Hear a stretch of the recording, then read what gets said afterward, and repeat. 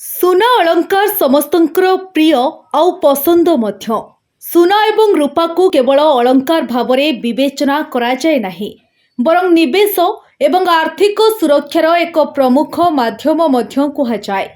तेणु सेमानंकर मूल्य प्रतिदिन परिवर्तन हुए, किंतु आपण जानती कि एही मूल्य किए निर्णय करे?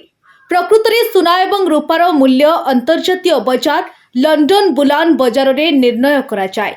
एठारे चाहिदा एवं जोगाण आधार रे मूल्य परिवर्तन हुए।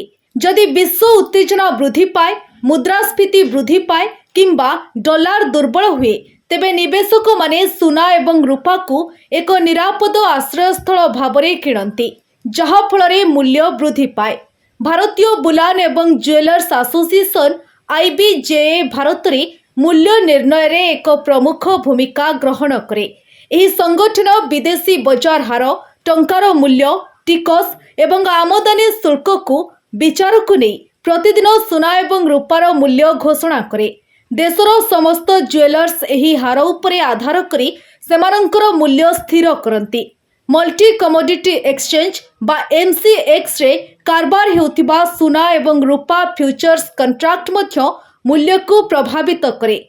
जदि आमे संक्षेपरे देखिबा, तेबे अंतर्जातीय बजार डॉलर एवं टंका मूल्य, चाहिदा एवं जोगाण, सरकारी टिकस एवं आमदानी शुल्क, एही समस्त कारण गुड़िक सुना एवं रूपा मूल्य रे दैनंदिन उत्थान पतनर कारण होइथाय।